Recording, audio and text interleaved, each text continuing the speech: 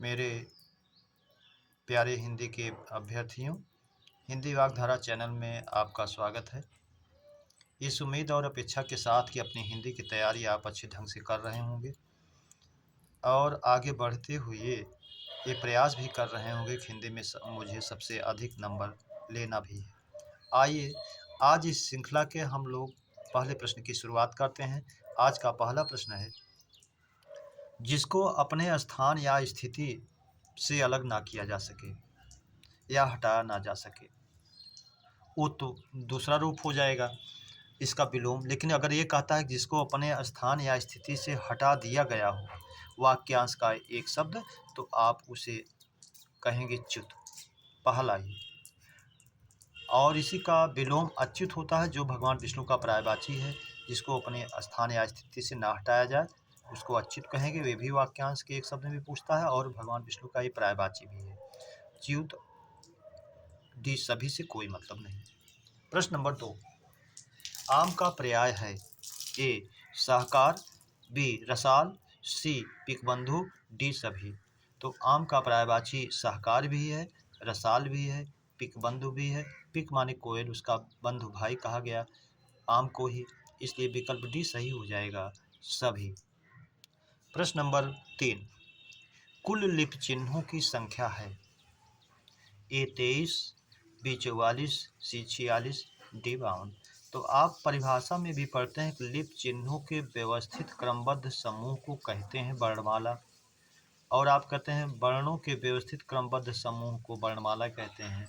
तो लिपि चिन्ह भी एक तरह से वर्ण का ही पर्याय है, बशर्ते उस वर्ण को जब आकार देने की व्यवस्था हम देते हैं वो लिपि चिन्ह का रूप होता है, और जब वो अपना चिन्ह रूप बना लेता है तो वर्ण हो जाता है। इसलिए हमारे लिपि चिन्हों की कुल संख्या डी विकल्प सही होगा, 52। प्रश्न नंबर 4, आर्ष काव्य है ए कामायनी, बी अर्चना, सी गोदान, डी रामायण। तो आप जानते हैं ऋषियों मुनियों द्वारा लिखित काव्य को आर्ष काव्य कहते हैं, जिसमें रामायण जो है महर्षि वाल्मीकि द्वारा, ऋषि महर्षि वाल्मीकि के द्वारा लिखा गया, इसलिए रामायण जो है हमारा आर्ष काव्य हो जाएगा। प्रश्न नंबर 5, ऋषियों मुनियों द्वारा रचित काव्य है अनार्ष काव्य। अनार्ष काव्य है जो ऋषियों मुनियों द्वारा रचित ना हो। आर्ष काव्य जो ऋषियों मुनियों द्वारा रचित हो। विकल्प भी हमारा सही हो जाएगा, खंड काव्य और नाटक से कोई मतलब नहीं। प्रश्न नंबर 6, हवन में डालने की सामग्री वाक्यांश का एक शब्द है ए हवि, बी समिधा, सी हवन, डी चंदन। तो आग में डालने की सामग्री जो होती है उसको हवि के रूप में जानते हैं, इसलिए इस वाक्यांश का एक शब्द हवि के रूप में विकल्प ए सही होगा। प्रश्न नंबर 7, हवन में जलाने की लकड़ी वाक्यांश का एक शब्द है हवि, समिधा, कल्पसाल, डी कोई नहीं। कल्पसाल कल्प वृक्ष का पर्यायवाची है, आप जानते हैं। समिधा हवन में जलाने की लकड़ी को कहते हैं, इसलिए विकल्प बी सही हो जाएगा। हवि को अभी ऊपर आपने देखा, हवन में डालने की सामग्री। प्रश्न नंबर 8, सांसारिक विषय भोग से रहित वाक्यांश का एक शब्द है केवलात्मा, निरीह, परमहंस, यायावर। तो यायावर भी परीक्षा में पूछा जाता है, जिसका वाक्यांश होता है जो एक स्थान पर टिक कर नहीं रहता। परमहंस ये भी पूछा जाता है जो सुख दुख से परे हो, वाक्यांश का एक शब्द परमहंस। निरीह जो सांसारिक विषय भोग सांसारिक मोह माया से रहित हो, वो निरीह होता है, विकल्प भी हमारा सही हो जाएगा। केवलात्मा जो हर्ष विषाद सुख दुख से हटकर पवित्र आत्मा वाला हो, हर्ष विषाद पाप पुण्य से मुक्त शुद्ध मुक्त स्वभाव वाला हो, वो केवलात्मा कहा जाएगा। प्रश्न नंबर 9, सहस्त्रांशु पर्याय है ए सूर्य का, बी अर्क का, सी मित्र का, डी सभी का। सहस्र माने हजार, अंश माने किरणों वाला, हजार किरणों वाला है जो, अर्थात वो सूर्य का पर्यायवाची है।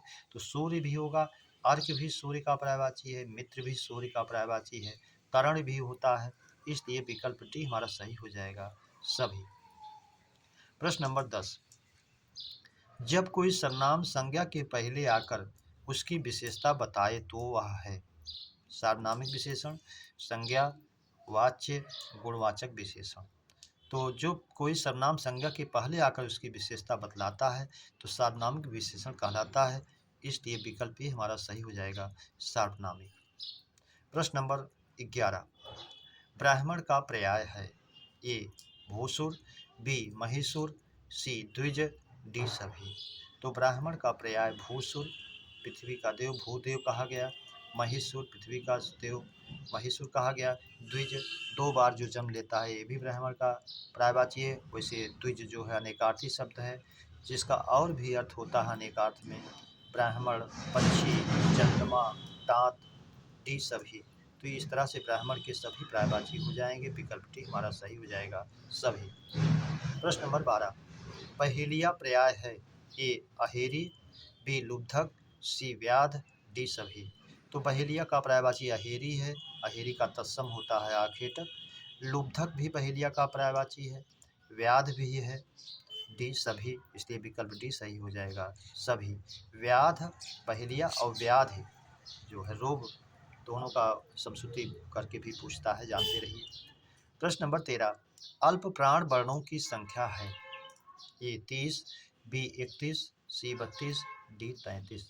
तो परीक्षा में पूछा है कई बार कि अल्प प्राण वर्णों की संख्या होती है तो हमारे प्रथम, तृतीय और पंचम किसी भी वर्ग का पहला, तीसरा और पांचवा, वर्गीय व्यंजन का तो 5 15 हो गया।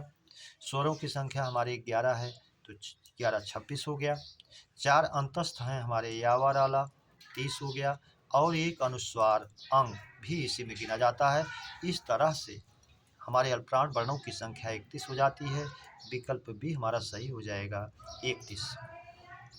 प्रश्न नंबर 14, निम्न में तद्भव शब्द है। उपानः, अर्क, भक्त, धरती। तो उपाना जो है पनही का तत्सम शब्द है, इसलिए ये तत्सम है। आक का तत्सम अर्क होता है जो सूर्य का पर्याय है। भक्त भगत का भी होता है, भात का भी होता है, भत्ता का भी होता है। 3 शब्दों का 3 तद्भव का एक तत्सम भगत, भात, भत्ता का भक्त होता है, इसलिए ये भी है। डी धरती, धरती हमारा तद्भव है जिसका तत्सम धरित्री होता है, इसलिए तद्भव रूप में विकल्प डी हमारा सही होगा। प्रश्न नंबर 15, धनिया का तत्सम है। ए धन्याक, बी धनिका, सी दोनों, डी धन्या। तो धन्या है नहीं। दोनों में अब देखते हैं हम धनिका। तो धनिका जो है शाब्दिक अर्थ इसका देखा जाए तो धनिक, तो धनी पुरुष के लिए पुल्लिंग होगा, और धनिका कहा जाए तो धनी महिला के लिए कहा जाएगा। लेकिन इसका शुद्ध तत्सम जो है धन्याक होता है। धन्याक तो है ही है। धनिका भी हमारे सम्मानित व्याकरणों के द्वारा कहा गया है, इसलिए कहीं इसको भी दे तो आप मान लें। वैसे मूल रूप से शुद्ध रूप में इसको माना जाना नहीं चाहिए, लेकिन दिया है, कहीं आयोग इसको माने तो इसको भी आप जानते रहिए, क्योंकि PN पांडे जी ने इसको धनिया को धनिका कहा है। इसलिए विकल्प सी को ही माना जाए इस समय ज़्यादा बेहतर होगा, अन्यथा विकल्प के अनुसार जो हमारे विकल्प में मिले धन्याक या धनिका, उस परिस्थिति में वैसा हम माने। प्रश्न नंबर 16, आंसू, प्राण, लोग, दर्शन, अक्षत, केश, दाम, हस्ताक्षर, समाचार पत्र, होश, भाग्य, ये सभी हैं। सदा एक वचन, सदा बहुवचन, दोनों, डी कोई नहीं। तो ये सब हमारे जो शब्द दिए गए हैं सदा बहुवचन हैं, इसलिए विकल्प भी हमारा सही हो जाएगा, सदा बहुवचन। आप जानते रहिए आंसू, प्राण, लोक, दर्शन, इन 4 शब्दों को तो बार बार रिपीट करके पूछता है। अगला प्रश्न नंबर 17, शशधर, शशिधर, शशांकधर पर्याय है। ए चंद्रमा, शिव, बी शिव विष्णु, सी गणेश चंद्र, सी कोई नहीं। तो शश जो शाब्दिक अर्थ हमारे कवियों ने कल्पना किया, शश माने खरगोश, जो खरगोश को धारण करता है, अर्थात वो चंद्रमा। और शशांकधर, शश माने खरगोश अंक में है गोद में जिसके, जिसको वो धारण करे, शशांक चंद्रमा, और उसको जो धारण करे वो भगवान शिव। तो ये शशधर जो है चंद्रमा का और शशांकधर जो है शिव का अर्थ हो जाता है, इसलिए विकल्प ए ही हमारा सही हो जाएगा। अगला प्रश्न नंबर 18, तलवार का पर्याय है। तलवार का पर्याय है। ए खड्ग, बी असी, सी शमशीर, डी सभी। तो तलवार का पर्याय खड्ग भी है, अस भी है, शमशीर भी है, इसलिए विकल्प डी हमारा सही हो जाएगा, सभी।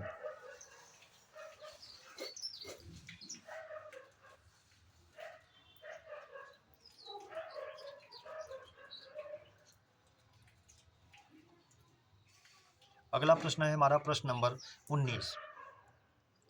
खिड़की का या जंगला का पर्याय है गवाक्ष, वातायन, दोनों, डी कोई नहीं। तो खिड़की या जंगला का पर्याय गवाक्ष भी है, वातायन भी है, इसलिए सी दोनों सही हो जाएगा हमारा विकल्प सी। और जंगला या खिड़की का तत्सम पूछे तो भी आप गवाक्ष या वातायन के रूप में जानें। प्रश्न नंबर 20। अहिभुक पर्याय है ए मोर का, बी गरुड़ का, सी दोनों का, डी पन्नग का। तो पन्नग पैर नहीं है फिर भी गमन करता है, वो पन्नग सांप है, ये है नहीं। गरुड़ चूंकि ये भी सर्प भक्षी है इसलिए ये है। मोर ये भी अहिभुक सांप का भोजन के रूप में प्रयोग कर लेता है, खाने वाला, भुक माने खाने वाला। तो मोर भी है, गरुड़ भी है, इसलिए विकल्प सी हमारा सही हो जाएगा, दोनों। प्रश्न नंबर 21। गिद्ध का तत्सम है ए गिद्ध, बी गिद्ध, सी गिद्ध, डी सभी। तो गिद्ध का शुद्धतम रूप तत्सम जो होता है हमारा गिद्ध होता है, इसलिए जानते रहिए विकल्प बी सही हो जाएगा। गिद्ध अशुद्ध है। प्रश्न नंबर 22। अशुद्ध तद्भव तत्सम युग्म है ए मदारी, मंत्रकारी, सही है, बी अहेरी, आखेटक, ये भी सही है, सी अनाड़ी, अनार्य, ये भी सही है, डी आवा, आमा, ये अशुद्ध है। आवा का अगर आपाक होता तो ये शुद्ध होता, इसलिए विकल्प डी हमारा अशुद्ध है। प्रश्न नंबर 23। तंद्रा का विशेषण है ए तंद्रीय, बी तंद्रालु, सी तंद्रिल, डी सभी। तो तंद्रा का विशेषण आप जानते हैं तंद्रिल होता है, इसलिए विकल्प सी हमारा सही हो जाएगा, तंद्रा, जम्हाई लेना। प्रश्न नंबर 24। पांसु का विशेषण है, पांसु माने होता है धूल, आप जानते हैं, विशेषण पूछ रहा है पांसुल, पांसु, पांसुक, डी सभी। तो पांसु माने धूल और जो धूल धूसरित है वो पांसुल होगा, इसलिए विकल्प ए हमारा सही हो जाएगा, पांसुल। प्रश्न नंबर 25। विद्वान का विशेषण है विद्वांस, वैदुष्य, विद्वता, कोई नहीं। तो विद्वान का विशेषण वैदुष्य होता है, आप जानते रहिए, विकल्प भी हमारा सही हो जाएगा, वैदुष्य। प्रश्न नंबर 26। इतरेतर भेद है किस समास का ए द्वंद्व, बी द्विगु, सी बहुरी, डी तत्पुरुष। तो आप जानते हैं द्वंद्व के 3 भेद, इतरेतर, समाहार और वैकल्पिक। तो इतरेतर जो है द्वंद्व समास का एक भेद है, विकल्प ए हमारा सही हो जाएगा। प्रश्न नंबर 27। वह शब्दांश जो शब्दों में पूर्व में जुड़कर उसे पर्याय बनाता है या विलोम बनाता है या विशिष्टता लाता है वो है प्रत्यय, उपसर्ग, निपात, डी विराम चिन्ह। तो आप जानते हैं वह शब्दांश जो शब्दों में जुड़कर या तो पर्यायवाची बनाए या विलोम बनाए या विशिष्टता लाए तो उपसर्ग होता है, इसलिए विकल्प भी हमारा सही हो जाएगा, उपसर्ग। प्रश्न नंबर 28।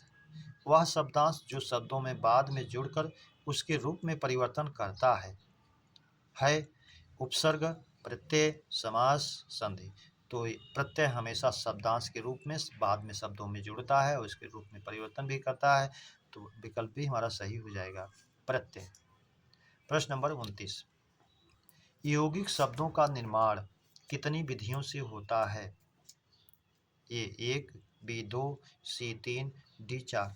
तो यौगिक शब्दों का निर्माण उपसर्ग, प्रत्यय, संधि, समास 4 विधियों से होता है, इसलिए विकल्प डी हमारा सही हो जाएगा, 4। प्रश्न नंबर 30।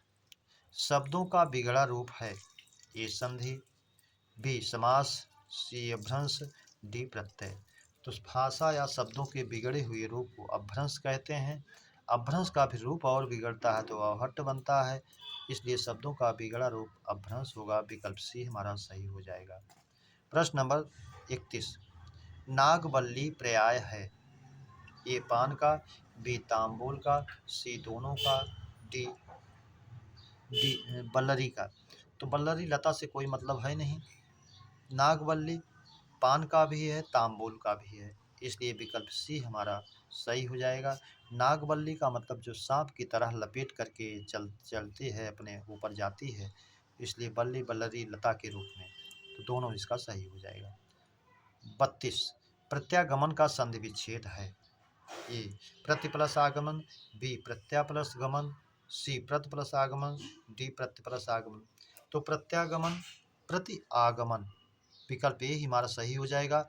इयड़ स्वर संधि हो जाएगी प्रति प्लस आगमन। ई के बाद असमान स्वर के आने पर जो है ई का या हो गया है प्रत्यागमन। प्रश्न नंबर 33 1 बीघा गन्ना बोया गया। प्रश्न नंबर 32 देखिए, 1 बीघा गन्ना बोया गया में विशेषण है गुणवाचक, परिमाणवाचक, संख्यावाचक, सार्वनामिक। यहाँ 1 बीघा गन्ना जो है नाप की बात की गई है, इसलिए परिमाणवाचक में जाएगा। विकल्प भी हमारा सही हो जाएगा परिमाणवाचक। प्रश्न नंबर 34 किनारों को काटती उपनाती हुई बरसाती नदी के लिए एक शब्द है निम्नगा नीचे की ओर जाने वाली, तटनी किनारों वाली, आपगा स्वयं जाने वाली खुद जाने वाली। ये सब नदी के पर्यायवाची हैं, लेकिन किनारों को काटती उपनाती बरसाती नदी स्पेशल नदी की बात करें तो उसका चौथा विकल्प डी सही हो जाएगा कुलनकसा। प्रश्न नंबर 35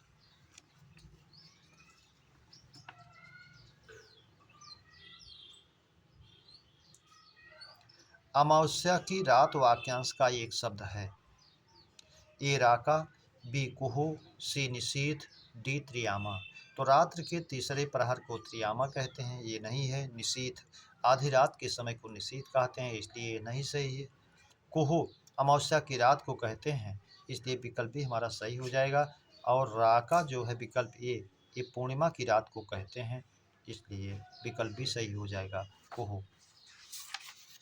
मेरे प्यारे बच्चों, इस श्रृंखला के प्रश्नों की चर्चा परिचर्चा हम लोगों ने विधिवत किया। उम्मीद करता हूँ इस श्रृंखला के प्रश्न आपको बेहतर लगे हों, तो अपने मित्रों को सब्सक्राइब, लाइक और शेयर जरूर करें। अगली श्रृंखला के प्रश्नों के साथ फिर आपसे मिलना होगा। तब तक के लिए आप सभी को हृदय से धन्यवाद। जय हिंद।